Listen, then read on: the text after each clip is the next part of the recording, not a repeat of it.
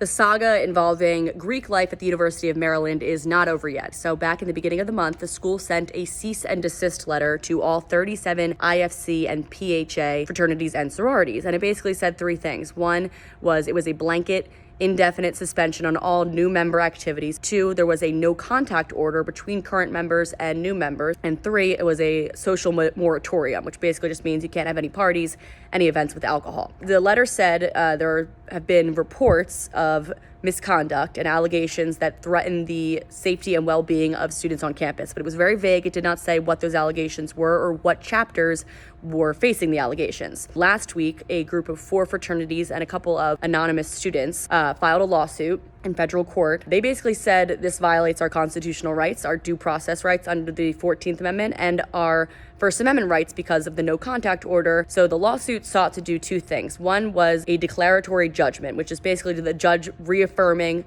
the students' rights. The second part was an injunctive relief, which is basically, okay, these are your rights, they're being violated, here's what we're going to do about it, which would be lift the suspension and stop another thing, which was the mandatory interviews. So the fraternity CEO that I talked to said students were being invited to come in and do an interview with a third-party investigator that the school hired, and they didn't know what the questions were going to be, and they weren't allowed to have their own attorney present. Not allowing the students to have any kind of representation in the room with them.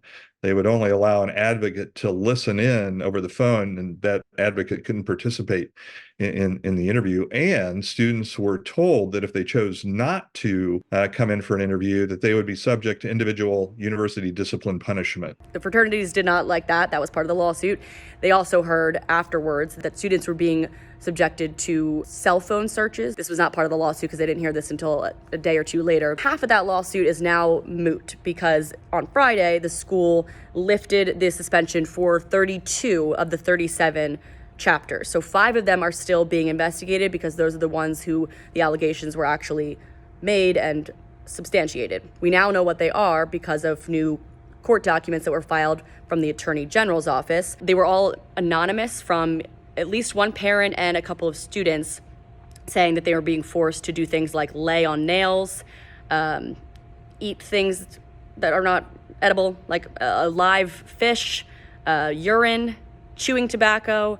One mom said that her kid was forced to be out in the cold for hours, and he ended up having to go to urgent care for hypothermia. And then they basically, before they put forth the suspension, they had an emergency meeting with all the chapter presidents, letting them know, we've heard these allegations. You guys need to stop this, or we're going to have to put this cease and desist in place. The next day, they got more reports of alcohol abuse. So that's when they said, okay, we're shutting everything down temporarily until we figure out what's going on. You hear all these horrible hazing stories from the past, and you're hoping they're not still going on because of new laws in place and just general culture about it.